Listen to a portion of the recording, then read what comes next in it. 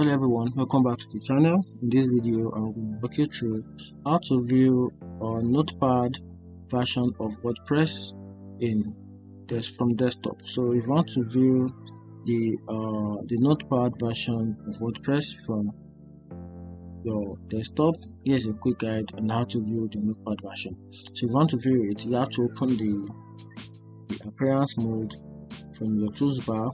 It's located at the left hand side of the screen. Then from there, tap on customize.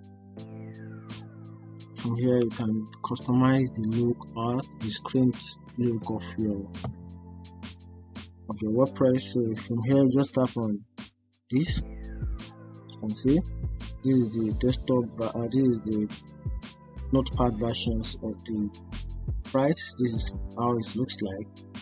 And if you want to switch to mobile, tap on it. This is the mobile size of press on your desktop. So if you want to switch back to the desktop mode, then that's it. Find this video helpful, turn on the notification button and follow for more.